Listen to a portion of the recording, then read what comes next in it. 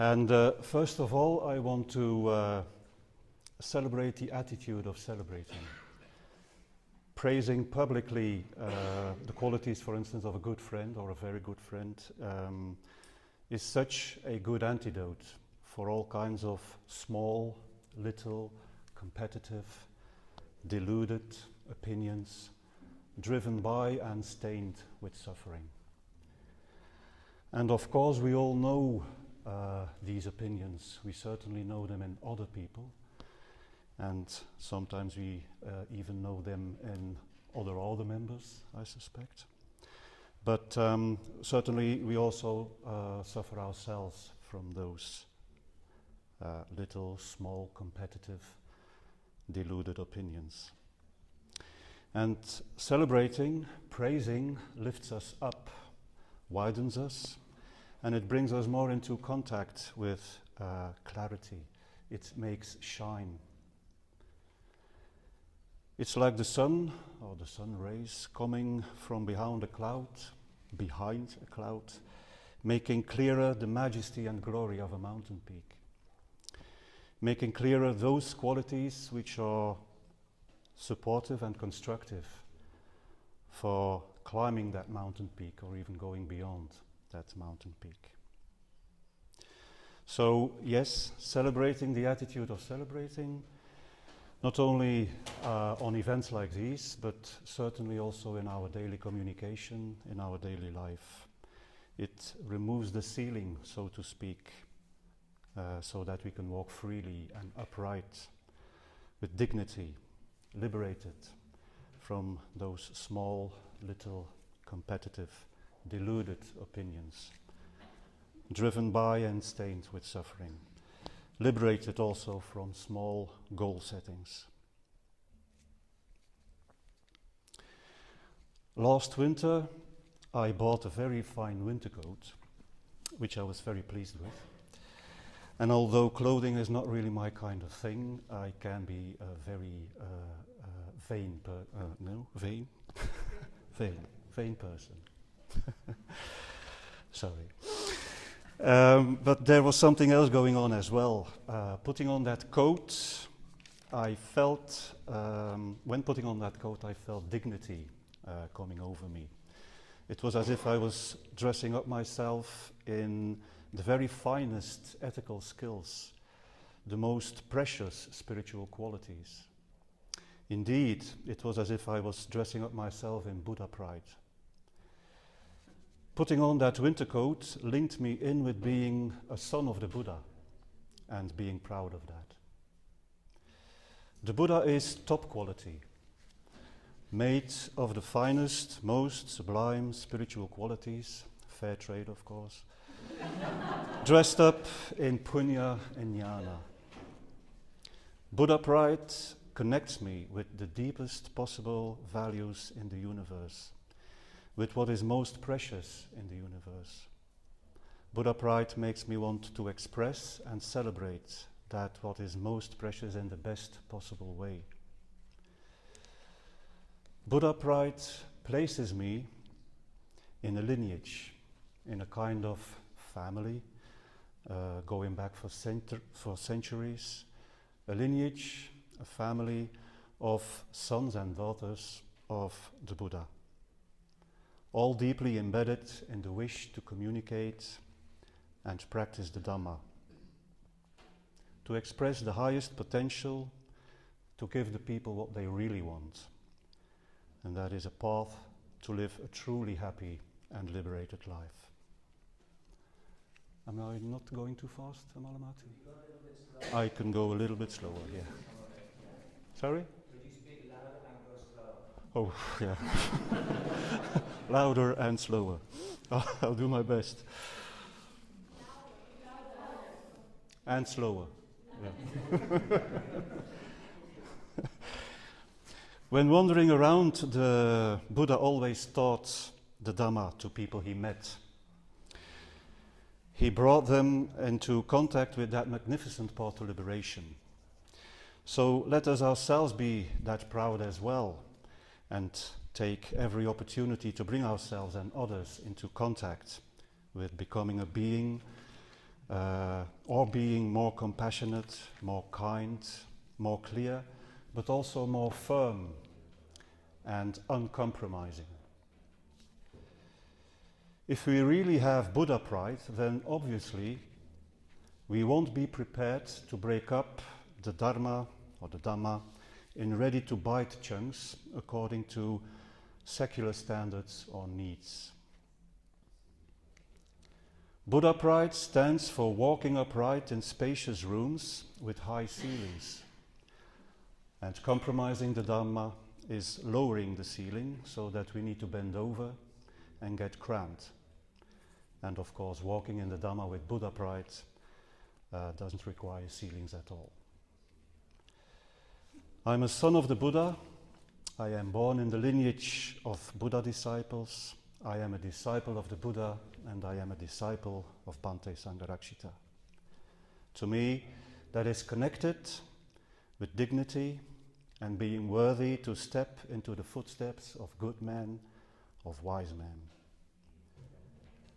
Wise men, good men who are enough to show me the way, to show me the path. Practicing Buddha pride and not compromising the Dhamma is an act of compassion. A few days ago I went to a nature reserve, just a 15-minute walk from where I live. And I used to go there a lot and walk a lot, but it was already a few years ago since I was there. So anyway, I decided to go back and to spend a few hours a day for a few days on my own, in silence, in nature. And when entering the nature reserve, the trees were waving, and it felt very strongly as if they were waving a welcome to me, or were waving welcome to me, or to welcome me, as if they were saying, finally, at last, you have made it, you have come back, you belong here. And I guess with Buddha pride, it's more or less the same. It's a deep listening to and an expression of the deepest possible belonging, of a trembling with the highest vision in the universe, trembling with spiritual friends who exemplify this vision, trembling with reality. I can also feel Buddha pride when I'm putting on my keisha, or when having or hearing good friends talking, when bowing down or bowing before the Buddha, when chanting the Tiratana Vandana together, when feeling Shraddha in good and wise men, in good and wise friends, when feeling Shraddha in the three jewels, and Shraddha in our teacher. I can feel Buddha pride when telling people about the Dhamma on introductory evenings, and when getting a glimpse of that subtle, dynamic, beautiful, mysterious path to freedom. A gracious path. A couple of weeks ago in the village center where I am living, I saw a bus speeding up. And the maximum speed limit is about 50 an hour. I guess the bus was driving something like 80 or 90 an hour in the village center. And people still were walking on the pavements and sometimes crossing the street. And all of a sudden it occurred to me that it was not really the driver who drove the bus. In the end it was some thought or some emotion, some Vedana, which the driver was under the spell of. Perhaps the driver was exhausted, perhaps he was fed up with all the driving and working he had already been doing that day. Perhaps someone dear to him said something or just told him something very unpleasant or very painful. Perhaps he was hungry and felt tired and wanted to have a meal. I don't know really, of course. It's only, or these are just my assumptions, my constructions. But clearly the driver wasn't aware of the possible consequences of his behavior, driving like a madman in a village center. And that is how we very often live our own lives, on a personal scale and on the level of society. Confused, bewildered, under the spell of, driving through life not really knowing the consequences of our driving style. And it was such a horrible sight to see the bus driving at such a speed in the village center, realizing that some thought, some emotion, perhaps some frustration or a daydream perhaps, had taken over. And when I am arguing with another human being, when I am imposing myself in a subtle or less subtle way, when I am criticizing wise men, when under the spell of jealousy, competitiveness, blaming, and so on, I am like that bus driver. And small, little, deluded states of mind have taken over and are steering me on the road of suffering.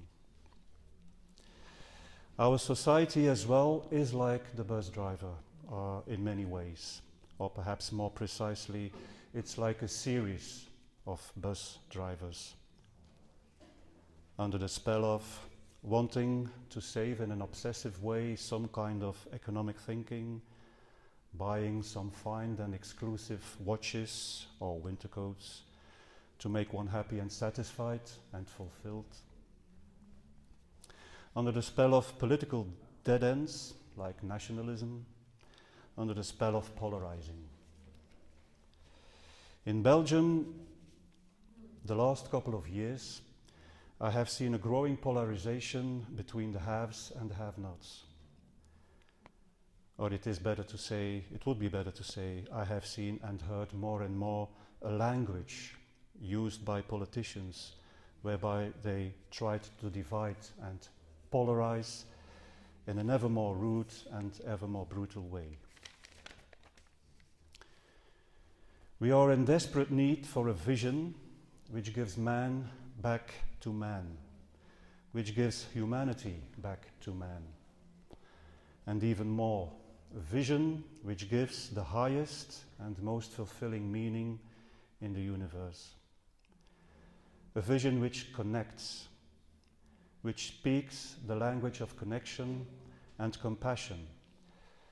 A vision which makes it possible to respond to mental states in ourselves and in others in a gracious way, playful and creative, dynamic and subtle, celebrating the emptiness of all things, celebrating the creative explosion of possibilities in every moment. The Buddha is a bus driver knowing the consequences of his driving style.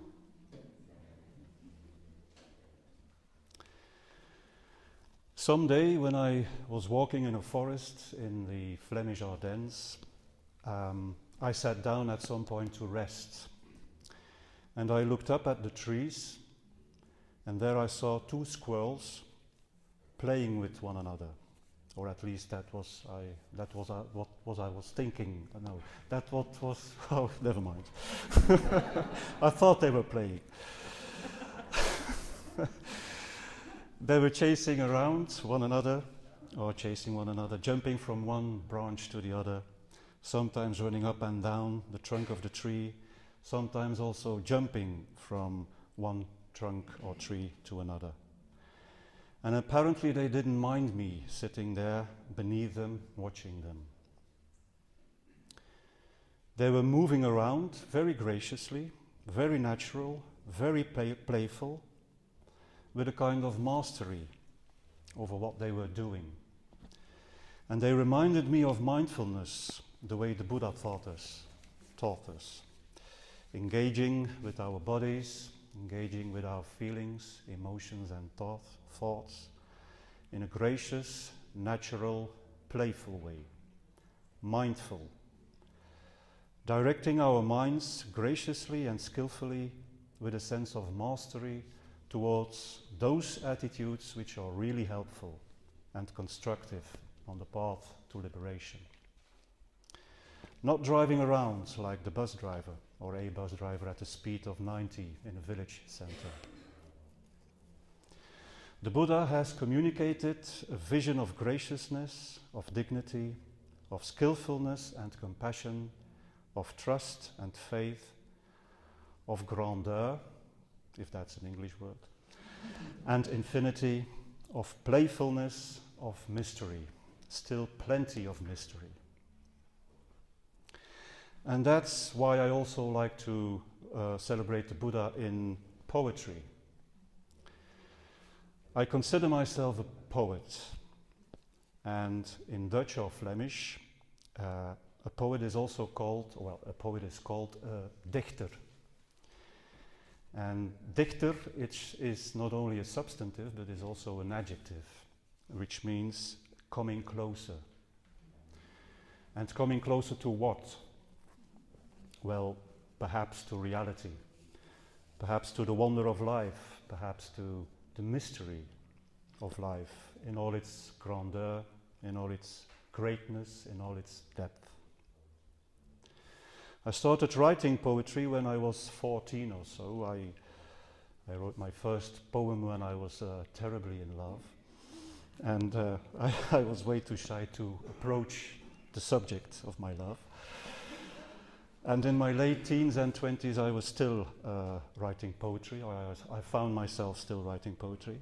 And life was not easy at all in those days.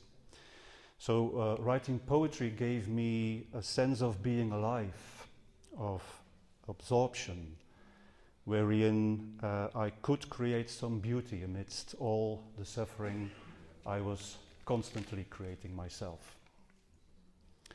It also showed me, though I didn't realize this in full, the gift and the value of simplicity.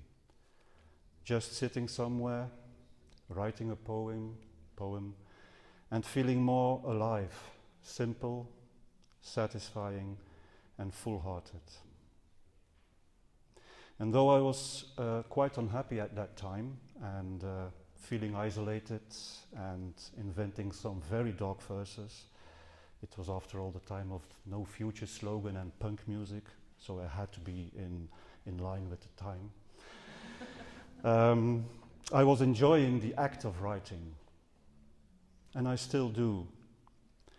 I try to write poetry for people like me who are looking for a vision to enrich my life and other people's lives.